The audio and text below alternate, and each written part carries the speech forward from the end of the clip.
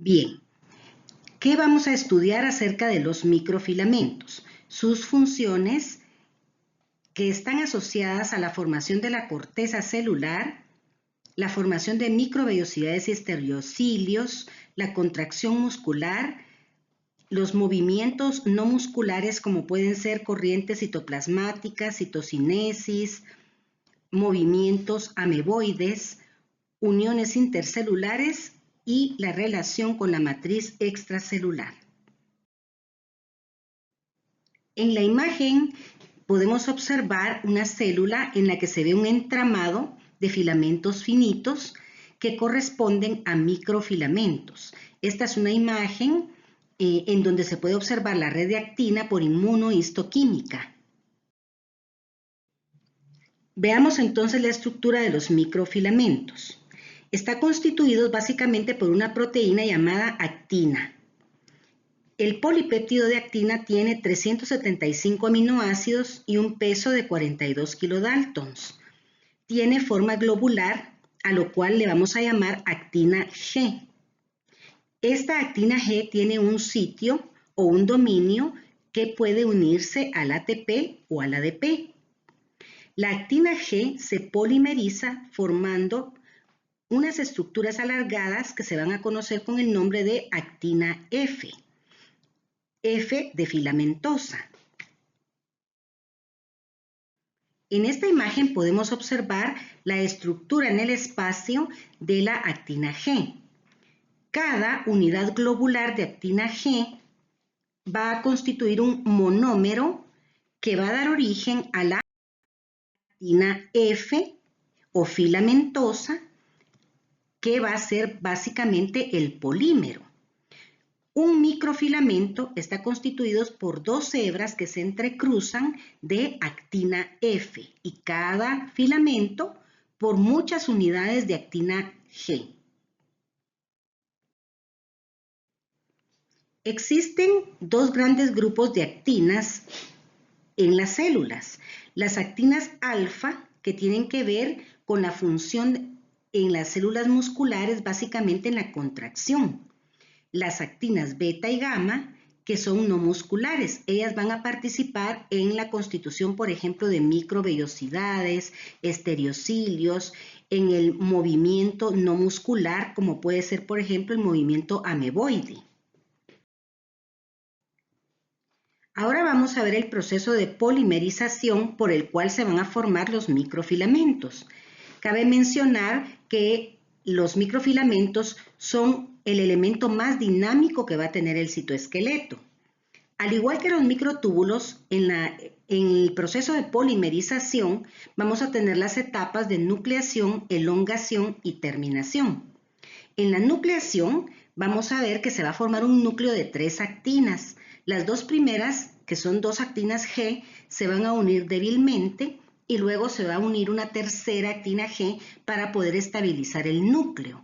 A partir de este núcleo es que se va a polimerizar hacia ambos extremos, hacia el extremo más y hacia el extremo menos. Recordemos que, al igual que los microtúbulos, los microfilamentos tienen polaridad. Luego de que se ha establecido la formación del núcleo, que es una etapa lenta, entonces la polimerización pasa a la etapa de elongación, que va a ser una etapa más rápida. En ambos extremos se van a añadir unidades de actina G, siempre recordando que en el extremo más la polimerización y despolimerización es más rápida. Decíamos anteriormente que la actina F tiene polaridad. Esto se refiere a que hay un extremo más, que también se conoce como barbado, y un extremo menos, que se conoce como puntiagudo. Ya dije anteriormente que ambos pueden polimerizar o despolimerizar y que el extremo más siempre va a presentar el proceso de forma más rápida. Para poderse llevar a cabo el proceso de polimerización se requiere de ATP. Recordemos que la actina globular, o sea, la actina G, va a tener un sitio de unión al ATP. Podemos decir entonces que esa parte va a tener función de ATPasa. En esta imagen podemos observar que se ha formado un núcleo de actinas G a partir de los cuales se está polimerizando en ambos extremos o hacia ambos extremos. Aquí podemos observar que se puede polimerizar o despolimerizar en el extremo menos y lo mismo puede suceder en el extremo más. Estas etapas, la elongación y en la etapa de terminación, son más rápidas. La etapa que va a llevar más tiempo es la etapa de nucleación. También vamos a estudiar algunas proteínas que están relacionadas con las funciones de los microfilamentos. En esta imagen vemos algunos ejemplos de algunas de esas proteínas, pero en realidad son muchas las proteínas e incluso las podemos ir encontrando en las diferentes imágenes que vamos a ver a lo largo de esta presentación cuando veamos estructuras como el córtex, las microvellosidades, los estereocilios. Vamos a observar que varias de estas proteínas contribuyen a la función de los microfilamentos. Por ejemplo, la profilina está relacionada con el favorecimiento de la polimerización. Por el contrario, la timosina inhibe la polimerización. La fimbrina y la alfa-actinina permiten formar puentes cruzados entre filamentos de actina F y enlaces de filamentos. Aquí quiero que noten que la palabra haces se refiere a grupos o, si lo queremos decir de una forma coloquial, manojos de filamentos de actina. Esto permite que se formen estructuras como, por ejemplo, el córtex. La filamina permite formar estructuras reticulares como la corteza, precisamente de la que estamos hablando. La tropomiosina media la interacción entre actina y miosina en la contracción muscular y otras proteínas de anclaje que unen microfilamentos a la membrana o a otros filamentos del citoesqueleto, como podrían ser los filamentos intermedios. En la imagen podemos observar cómo la profilina y la timosina pueden regular el proceso de polimerización y despolimerización de los microfilamentos.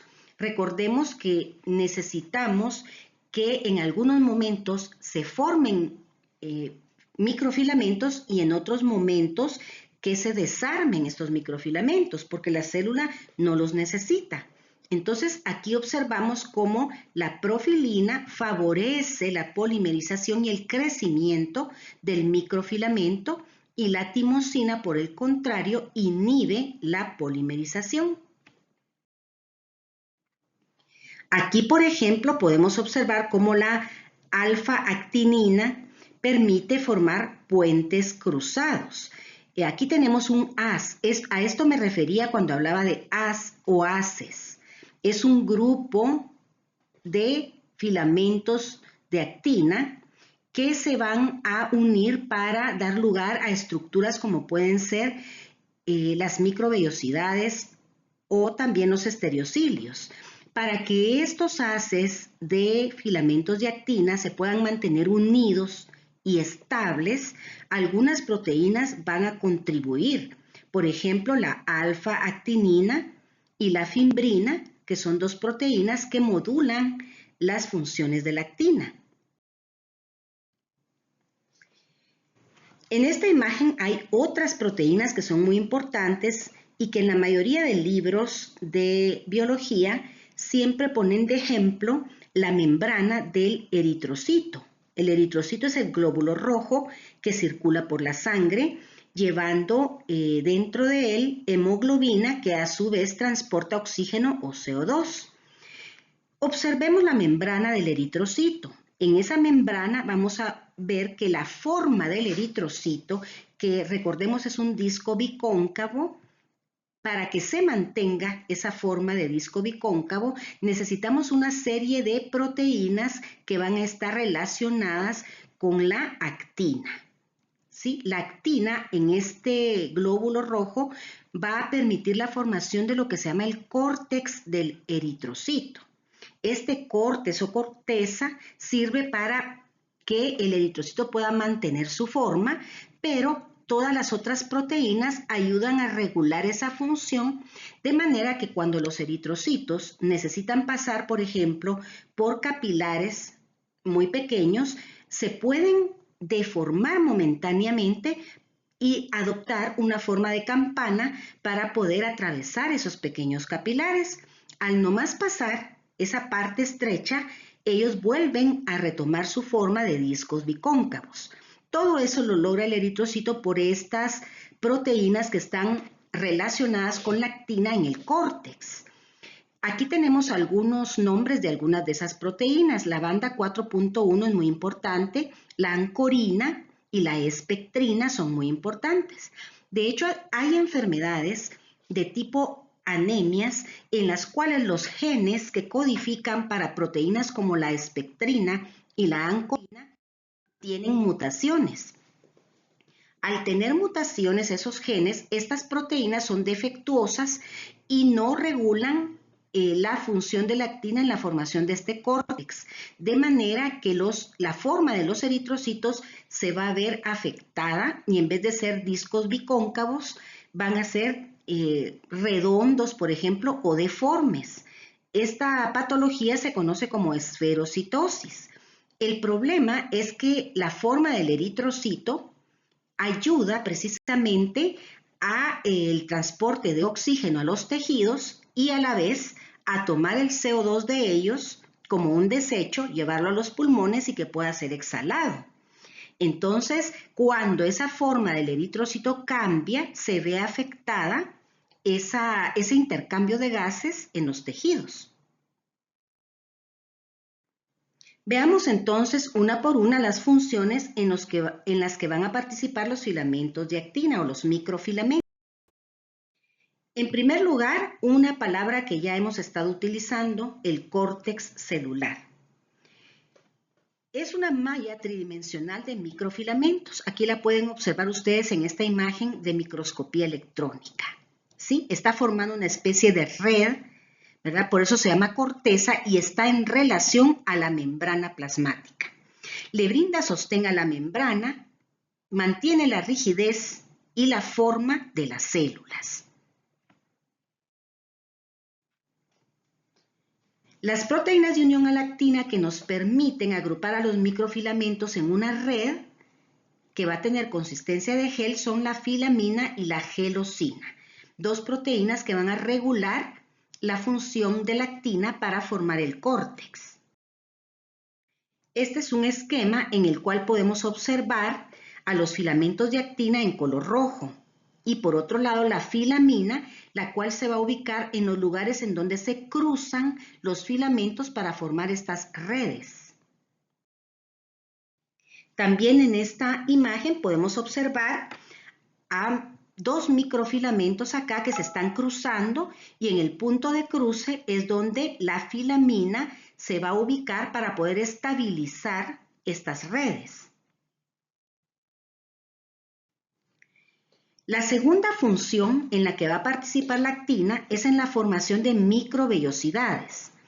Estas microvellosidades son prolongaciones de la membrana plasmática en algunas células, como pueden ser, por ejemplo, las células intestinales. Ellas miden de 1 a 2 micras de longitud y 0.1 de diámetro. La función de las microvellosidades es aumentar la superficie de absorción.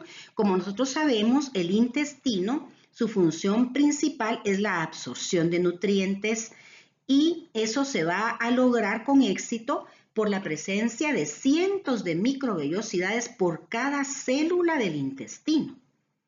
¿De qué está formada una microvellosidad? Es una prolongación de la membrana plasmática que en su centro va a tener haces de actina. ¿Sí? Así como les mostré en la imagen anterior, varias actinas paralelas unas a otras que van a formar esos haces o grupos, ¿sí? Y esos haces de actina se van a mantener estables, por ejemplo, por la villina, la fimbrina, que son proteínas moduladoras, y también la miosina 1 va a participar aquí en que este haz se pueda sostener de la membrana plasmática y que los microfilamentos se puedan sostener unos a otros. Esta es una imagen de microscopía electrónica de una célula en donde podemos ver una gran cantidad de microvellosidades. Son estas que les estoy señalando y vamos a ver que parecen pequeños dedos.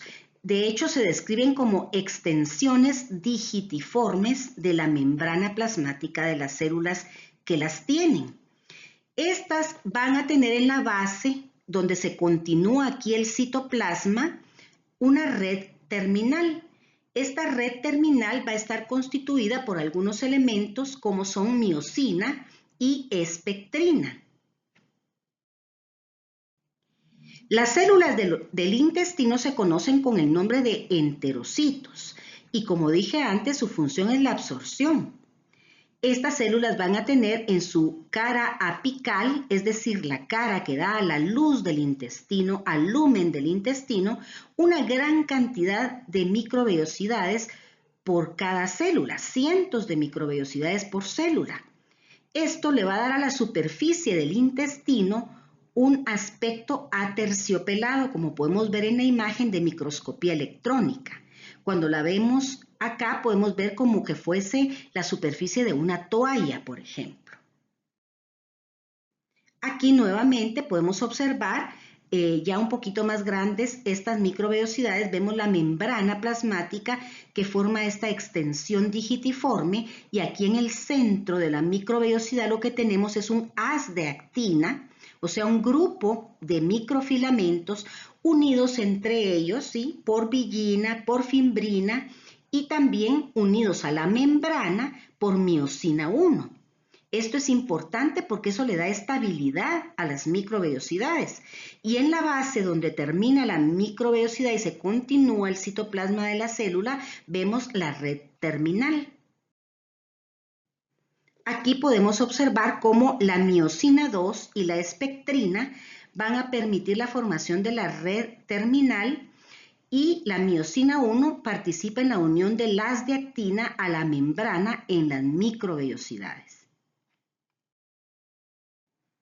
Otra estructura en la que participan los filamentos de actina o microfilamentos son los llamados estereocilios. Estos también van a estar en la superficie apical de algunas células, como pueden ser las del oído, en el receptor de la audición y también en el epidídimo, que es el órgano reproductor masculino en donde maduran los espermatozoides. A diferencia de las microvellosidades, estas son prolongaciones inmóviles y rígidas y miden de 100 a 150 nanómetros de diámetro y 120 micras de largo. Como podemos notar, son más largas que las microvellosidades. En el oído se considera que funcionan para la recepción sensorial del estímulo auditivo. Y en el epidídimo se considera que participan en absorción y secreción de líquidos que van a permitir la nutrición de los espermatozoides. ¿De qué están formados los estereocilios? Nuevamente, de haces de actina asociada a proteínas como la fimbrina y en este caso otra que se llama esrina. En esta imagen del lado izquierdo podemos observar el haz de actina en el centro del estereocilio y cómo la esrina es la proteína que va a permitir el anclaje del haz a la membrana plasmática. Y hay otras proteínas aquí en medio que van a participar en darles estabilidad a estos microfilamentos. Veamos que estos también son extensiones de la membrana plasmática a partir de la cara apical de las células. En la imagen del lado derecho tenemos los estereocilios del oído. En este caso la función va a ser de recepción sensorial. Y en esta otra tenemos un corte teñido con hematoxilina eosina, que es una tinción para observar tejidos al microscopio, en las cuales podemos ver las células del epidídimo, que son estas que observan aquí, células muy altas. Aquí se pueden ver los núcleos de color morado, o basófilos, como les solemos llamar, Y en la superficie apical de todas las células vamos a observar los estereocilios. Observen que se ven bastante grandes.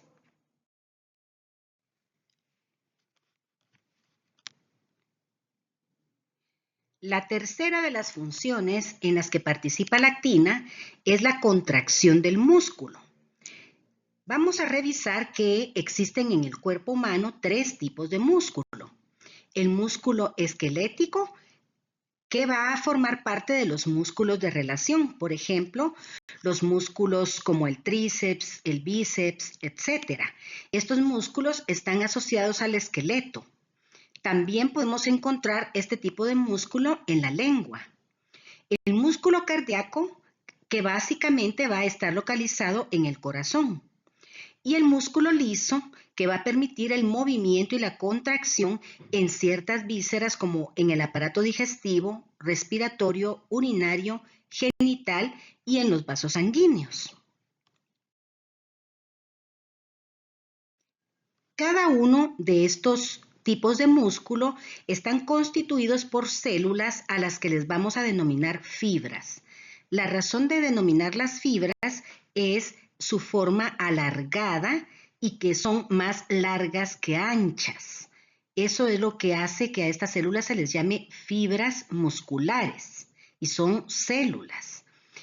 Vemos acá que estas están formando haces o fascículos, lo cual, como expliqué antes, es un grupo de células formando un haz. Aquí vemos el músculo cardíaco que se organiza de una manera un poco diferente, ya que las células se bifurcan a manera de mangas de pantalón y se unen unas a otras, formando un sinsitio básicamente funcional, pero no estructural. Y el músculo liso, que es el que va a tener las células más pequeñas, pero que de todas maneras son más largas que anchas, y que también va a formar pequeños fascículos o haces en donde la parte más ancha de una célula se va a relacionar con la parte delgada de otra y de esa manera se van a ir acomodando en esos pequeños haces o fascículos. Revisemos las características de las células o fibras musculares esqueléticas. Su forma es alargada, cilíndrica, y son bastante grandes ya que pueden llegar a medir 30 centímetros de longitud o más. Son células multinucleadas ya que pueden tener hasta 50 núcleos. Los núcleos son alargados y están pegados a la membrana plasmática, que en estas células se va a conocer con el nombre de sarcolema. Esto nos recuerda a la clase de núcleo, en donde dijimos que el núcleo en las células podía ser diferente en cuanto al número, en cuanto a la forma, al tamaño y a la localización. Este es un buen ejemplo de una célula multinucleada cuyos núcleos son periféricos. Una de las características más importantes que va a tener esta fibra es la presencia en el citoplasma, que también se conoce como sarcoplasma, de bandas claras y oscuras que atraviesan las células a lo ancho. A estas bandas se les conoce con el nombre de estriaciones transversales. Estas se pudieron observar con el microscopio óptico y al principio no se sabía exactamente por qué era que aparecían estas bandas. Pero conforme los microscopios han ido mejorando, se pudo determinar que estas bandas se forman por la organización que tienen los microfilamentos y los filamentos gruesos en el sarcoplasma de estas células. Para poder comprender cómo es que estos microfilamentos y filamentos gruesos se organizan en el citoplasma, vamos a estudiar la organización general del músculo. Vamos a imaginar que el músculo que está del lado derecho es el bíceps. Este músculo va a estar constituido por un haz o fascículo de fibras, o sea, de células. Imaginemos que este fascículo que sale en esta imagen tuviera unas 10 células. En la siguiente imagen, donde dice fascículo, vamos a observar que sale una sola célula. Esa célula es la que vamos a llamar fibra muscular. La fibra muscular, que es una célula, en la siguiente imagen podemos observar que su citoplasma o sarcoplasma está totalmente abarrotado de unas estructuras que vamos a conocer con el nombre de miofibrillas. Y las miofibrillas van a estar constituidas de muchos filamentos de actina y otros filamentos que vamos a denominar filamentos gruesos, constituidos por una proteína llamada miosina 2, que veremos en un momento. Esta es una imagen histológica de las fibras esqueléticas. Observemos que son bastante largas, pero lo que me interesa que vean acá es precisamente las estriaciones transversales. Se observan como un fino rayado que atraviesa a lo ancho cada una de las células. Se observan líneas oscuras y líneas claras. A esto es a lo que hemos llamado bandas oscuras y bandas claras, que inicialmente se conocieron con el nombre de banda I, la banda clara, y de banda A, la banda oscura. Aprovechamos la imagen para observar algunos núcleos de estas células localizados en la periferia. Podemos ver su forma alargada y que están pegados totalmente al sarcolema. ¿Por qué razón es que se observan bandas claras y oscuras en el citoplasma de las fibras musculares? La razón es por la manera como se organizan los microfilamentos de actina y los filamentos gruesos de miosina en el citoplasma. Con microscopía más avanzada se pudo observar que la banda I clara estaba dividida a la mitad por una línea más oscura que se denominó línea Z. A su vez, se pudo observar que la banda oscura, llamada banda A, en la parte central tenía una zona más clara a la que se denominó zona H. Esta zona, a su vez, estaba dividida por la mitad por una línea más oscura a la que se le llamó línea M. El espacio y los elementos que quedan entre dos líneas Z es a lo que llamamos sarcómera o sarcómero, y se considera hoy la unidad estructural y funcional del músculo. En esta imagen podemos observar que cada una de las sarcómeras va entonces de una línea Z a la otra. Pero, ¿por qué es que se ven las bandas claras y oscuras?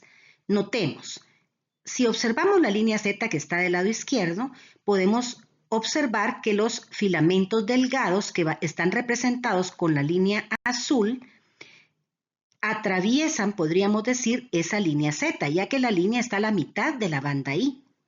En esa región, en este momento, que es un estado relajado del músculo, estos filamentos delgados están solamente ellos. En cambio, en la banda A podemos notar que vamos a tener filamentos delgados, que son los azulitos, pero también vamos a ver un traslape con los filamentos gruesos que están representados en la imagen en color verde.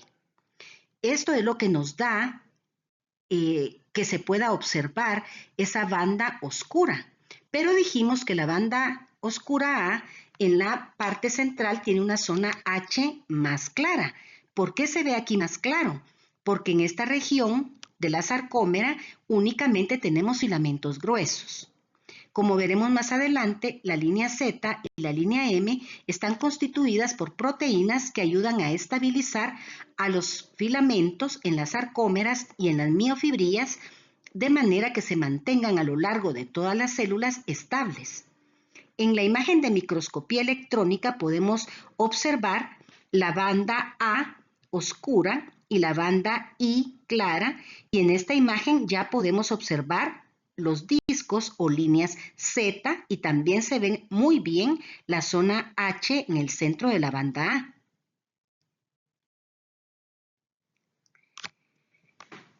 Dijimos que en la sarcómera se traslapan filamentos gruesos con filamentos delgados, pero esos filamentos gruesos no los hemos aún revisado.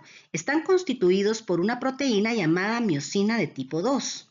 En realidad, las miosinas son un grupo de proteínas de las que hoy se conocen hasta 18 tipos. Están constituidas por una cabeza o cadena pesada que tiene forma globular que se une a la actina y una cola que se va a unir a otras moléculas u a otras miosinas para formar dímeros o polímeros.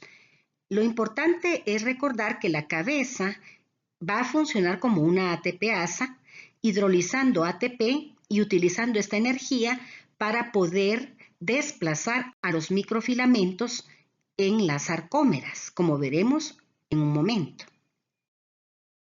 En esta imagen podemos observar a la miosina tipo 2, que es la más estudiada de las miosinas y que, como dijimos antes, va a formar parte de lo que llamamos filamentos gruesos y que van a participar en la contracción muscular.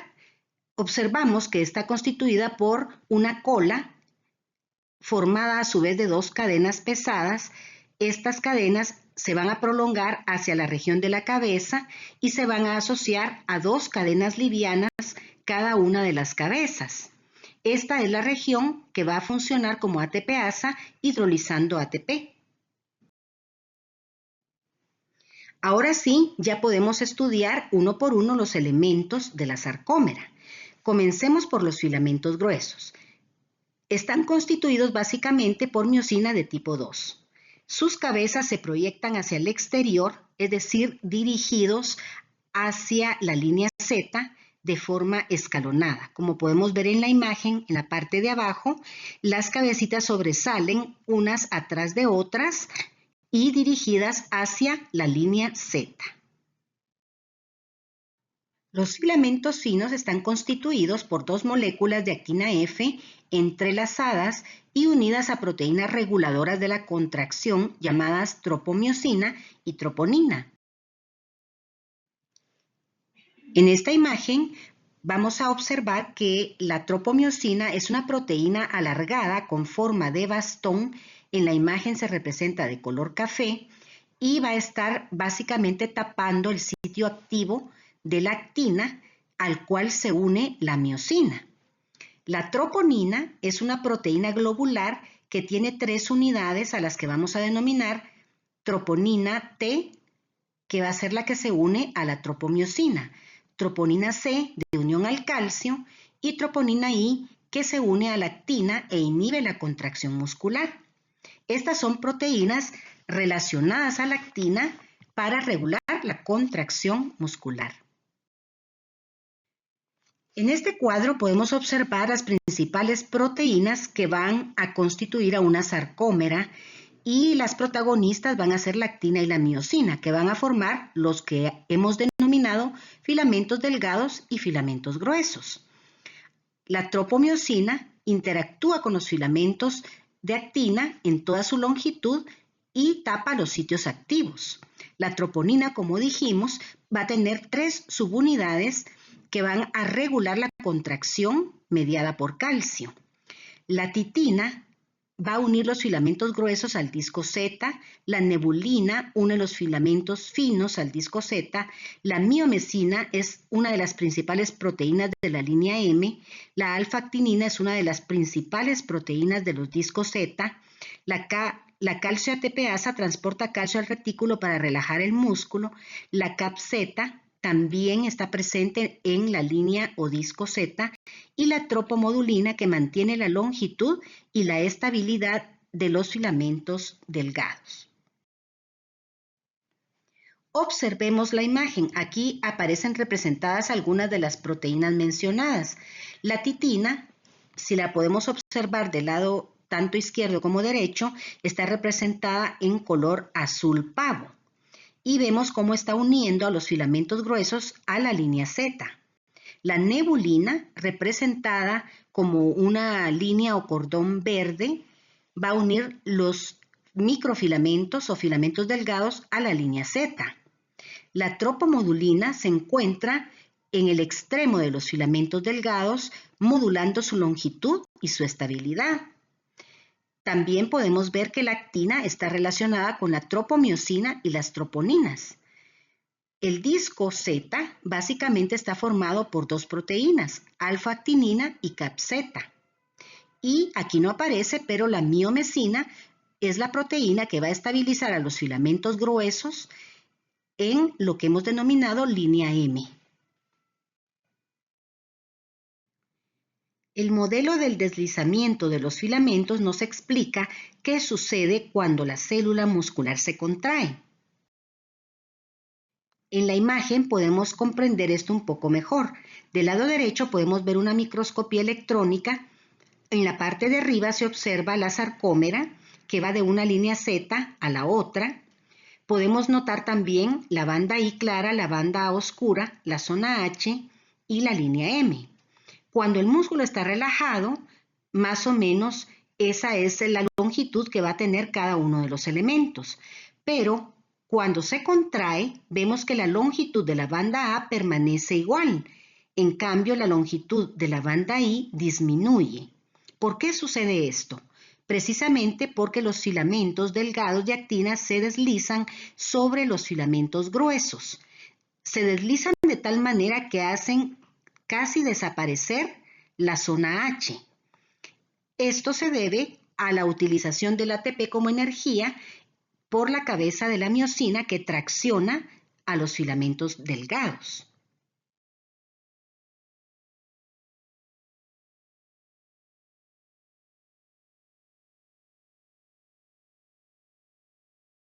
Veamos la imagen. En el número 1 observamos que los filamentos de actina están separados de los filamentos gruesos de miosina y podemos notar cómo la cabeza está separada de la actina y está unida a ADP y conserva el fósforo inorgánico. En el número 2 y en el número 3 lo que va a suceder es que se va a liberar ese fósforo inorgánico y eso va a permitir un cambio de conformación de la cabeza de la miosina que le va a permitir unirse al sitio activo de la actina.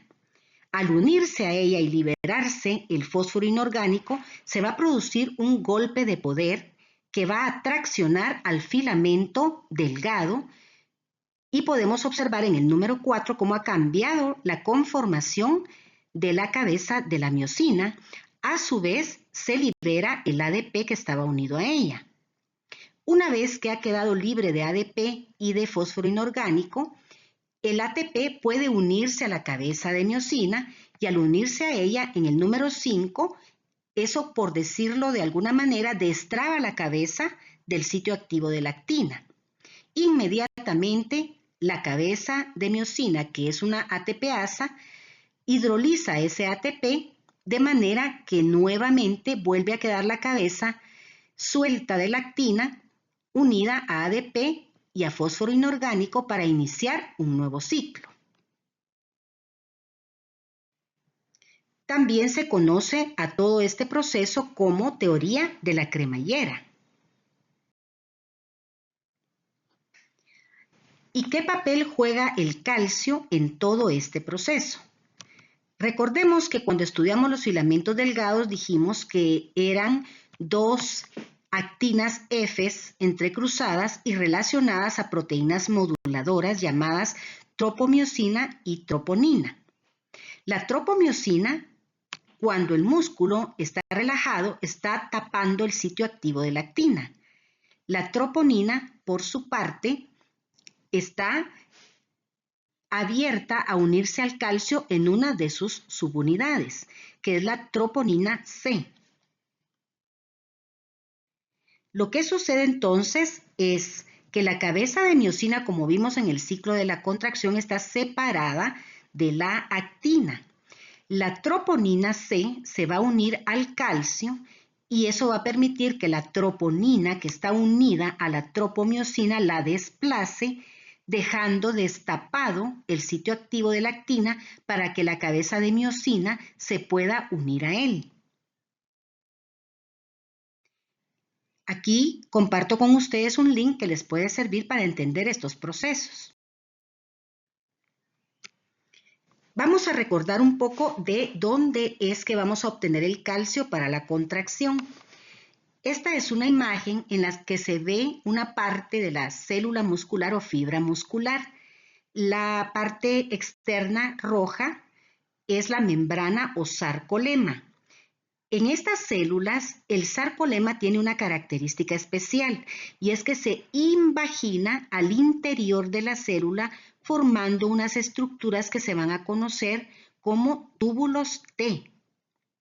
Esos túbulos T, que son membrana plasmática que se ha invaginado, van a acercar la membrana al retículo endoplasmático liso, que como estudiamos hace muy poquito, es un lugar en donde se almacena el calcio. Esta estructura del túbulo T relacionada con las cisternas del retículo a ambos lados es lo que se conoce como tríada. Observen en la imagen arriba, dice tríada, está conformada por dos cisternas del retículo y un túbulo T que está relacionado a su vez al disco Z de la sarcómera. O sea, todo esto queda muy cerca de la sarcómera. En esta imagen podemos entender un poco mejor cómo la membrana se invagina para formar el túbulo T y de esa manera acercar la membrana a las cisternas del retículo y formar la tríada. Y en esta otra imagen vamos a recordar que el retículo endoplasmático liso almacena el calcio debido a que en su membrana hay una bomba de calcio. Pero cuando ese calcio se necesita para la contracción, tiene que salir del retículo y lo va a hacer a través de un canal del calcio. Pero para que ese canal se pueda abrir, tenemos que tener una despolarización de la membrana. Esto sucede porque el músculo va a recibir una orden del sistema nervioso. El sistema nervioso va a liberar neurotransmisores, en este caso acetilcolina, que va a permitir ese potencial de acción, que es un cambio en las cargas eléctricas de la membrana y que se va a desplazar por toda la membrana y, por supuesto, por todo el túbulo T.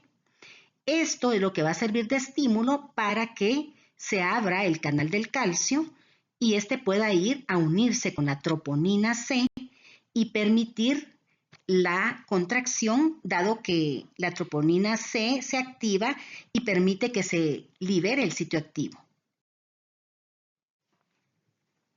En el músculo cardíaco, que es el siguiente músculo que nos tocaría estudiar, básicamente voy a decirles que el proceso es igual al músculo esquelético, ya que las células del músculo cardíaco son células que también son estriadas, es decir, que presentan bandas claras y oscuras en el citoplasma y que esto está dado por la presencia de sarcómeras a lo largo de toda la célula.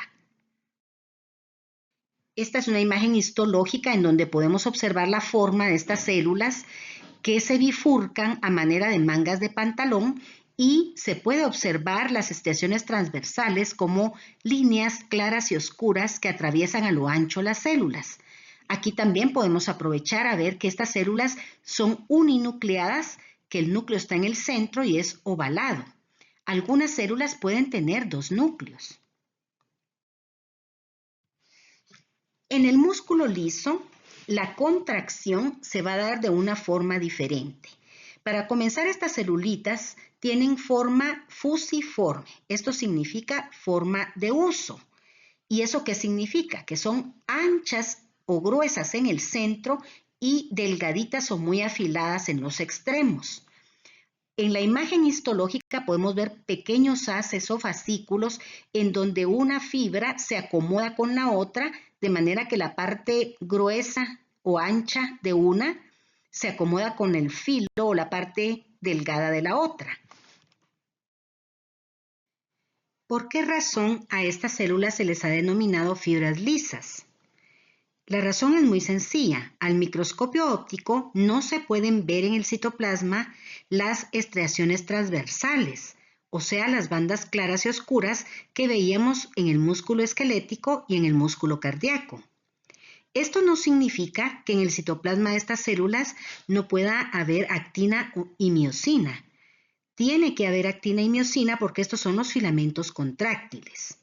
Solamente que aquí no se van a formar miofibrillas a lo largo de toda la célula y esas miofibrillas no van a estar divididas en sarcómeras como en los otros músculos.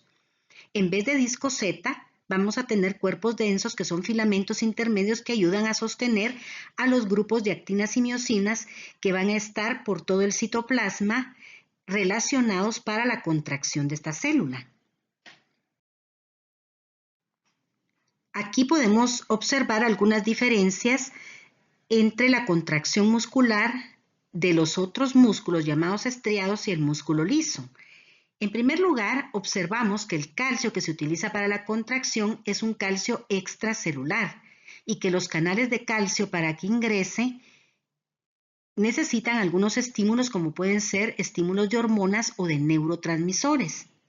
Al entrar el calcio a la célula se une a una proteína que solo va a estar en el músculo liso que se llama calmodulina, formándose un complejo llamado calcio-calmodulina. Este complejo va a permitir activar a una enzima que se va a llamar quinasa o sinasa de cadena ligera de miosina, representada en la imagen como MLCK. Esta, como su nombre lo indica, va a fosforilar la cadena liviana de la cabeza de la miosina y esto va a permitir el cambio de conformación que le va a permitir a la cabeza unirse al filamento delgado y también le va a permitir la tracción necesaria para poder llevar a cabo la contracción. Para que el músculo se relaje o pase de esta etapa de contracción a relajación, se necesita de otra enzima presente también en el citoplasma que se va a llamar fosfatasa de cadena liviana de la miosina. Esta, por el contrario, desfosforila la cabeza, lo que va a permitir que se separe del filamento de actina. Como podemos notar, el proceso aquí es diferente, dado que participan otros elementos que no vimos en los otros tipos de músculo. Vamos ahora con la cuarta de las funciones en las que va a participar la actina o los filamentos delgados de actina, y es el movimiento no muscular. Este movimiento va a incluir la migración de células por la formación de estructuras llamadas lamelipodios y filopodios, el movimiento ameboide, la corriente citoplasmática, la citocinesis. Las fibras de estrés son haces de actina que se asocian a otras proteínas como miosina, alfa-actinina e integrinas. Estas proteínas se relacionan con la actina para formar estructuras que van a mediar la adherencia a superficies. En un momento vamos a estudiar un tipo de unión matriz extracelular que se llama adherencia focal. Algunas células en nuestro cuerpo llevan a cabo movimientos, especialmente en el tejido conectivo. Los fibroblastos son células que producen la colágena en el tejido conectivo. Los macrófagos son células fagocíticas que están, por decirlo de alguna forma, limpiando constantemente la matriz extracelular. Y los leucocitos, que son células que normalmente circulan en la sangre, pero que cuando son necesarias son llamadas a los tejidos conectivos para atacar bacterias, virus, cuerpos extraños que se hayan introducido, y estos tienen que movilizarse a través del tejido conectivo. Además de estas células que están en nuestro cuerpo, también hay otras células como las amebas que llevan a cabo movimientos sobre superficies o sustratos. Dos tipos de protusiones se van a formar en las células para que éstas puedan movilizarse: los lamelipodios y los filipodios. Los lamelipodios son estructuras o proyecciones de la membrana plasmática que incluyen citoplasma, y en este citoplasma la actina va a formar redes. Los filipodios son estructuras delgadas. Filo significa pelo, y también son proyecciones de la membrana en la que el citoplasma contiene actina formando haces. El movimiento en estas estructuras se va a dar por polimerización y despolimerización de la actina, La polimerización se lleva a cabo en el extremo más, que va a estar orientado hacia la protusión, y en la parte de atrás va a estar el extremo menos o negativo, y en esta parte es donde se va a llevar a cabo la despolimerización. En la parte de atrás de la célula, los microfilamentos se asocian a miosina tipo 2 para que se pueda dar una tracción de toda la célula. En la imagen de microscopía electrónica podemos observar filipodios. Son los delgados y dijimos que aquí la actina se va a organizar en forma de haces. Recordemos que un haz es un grupo de microfilamentos paralelos unos con relación a otros. En el caso de los lamelipodios, observamos en la misma imagen que son protusiones más anchas y aquí podemos ver a la actina formando redes. Para que una célula pueda moverse, debe adherirse a una superficie que puede ser la matriz extracelular o puede ser en una caja de Petri a un sustrato. En la imagen del lado izquierdo podemos observar a los microfilamentos asociados o unidos entre sí, formando haces por una proteína llamada alfa-actinina. Esta proteína se une a otras llamadas integrinas, las cuales le van a permitir unirse a la matriz extracelular. Esto es lo que conocemos con el nombre de adhesiones focales. Las adhesiones focales son necesarias para que la célula se pueda adherir a la superficie por donde se va a mover. En esta imagen podemos ver en la primera parte las adhesiones focales en la parte de abajo de la célula. En la segunda imagen empezamos a observar que se empieza a formar una protusión, que en este caso va a ser un lamelipodio, y esta protusión se ha formado por la polimerización de la actina en el extremo más que queda hacia la protusión.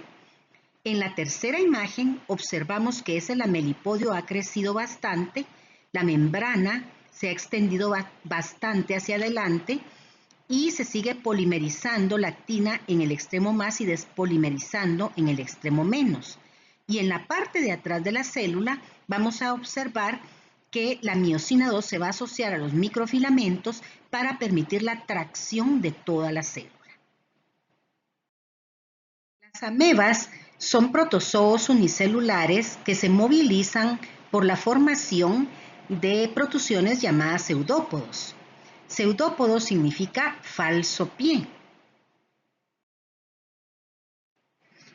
Estos organismos tienen un citoplasma periférico al que se le denomina ectoplasma y es más espeso o más denso. Y en la parte interior tenemos el endoplasma que es más fluido. Cuando se forma un pseudópodo o falso pie, que les sirve tanto para moverse como para fagocitar y alimentarse, lo que está ocurriendo es una polimerización y despolimerización de la actina que fluye hacia adelante para poder formar el pseudópodo. La actina en estas células se va a relacionar con otras proteínas como la gelosina, por ejemplo, y también aquí vamos a tener que para la tracción del protozoo se requiere la interacción entre actina y miosina. En esta imagen podemos observar a una ameba y aquí vemos que se están formando pseudópodos o falsos pies. Como indicamos anteriormente, se forman para el movimiento o el desplazamiento de las células y también para la fagocitosis y alimentación de las mismas. Cuando hemos hablado antes del ectoplasma, nos referimos a una región del citoplasma que es más espesa, es un gel espeso y eso está dado porque aquí la actina está en forma de actina F. El endoplasma, por su parte, hemos dicho que es más fluido porque es una solución con subunidades de actina G. En la parte de atrás de la célula, la corteza de actina se va a asociar a la miosina para que se pueda constreñir el citoplasma y provocar la tracción por medio de la cual la célula se va a desplazar. En la imagen del lado derecho podemos observar los falsos pies que ha formado esta ameba. En la imagen un link para que puedan observar el movimiento ameboide. Otra de las funciones en las que participan los microfilamentos se denomina ciclosis o corrientes citoplasmáticas. El movimiento contribuye al desplazamiento de orgánulos dentro de una célula. En el ejemplo que se observa en esta diapositiva, vemos células vegetales y podemos observar los cloroplastos. Estos cloroplastos se pueden movilizar alrededor de la vacuola gigante que está en estas células por medio de los microfilamentos que se polimerizan y despolimerizan para permitir este tipo de desplazamiento. La última de las funciones que se relacionan con los microfilamentos es la citocinesis, que es la etapa final de la división celular. La mitosis o división celular se divide en varias etapas: profase, metafase, anafase, telofase y citocinesis. La citocinesis, que es la etapa final, es la división del citoplasma en dos células hijas.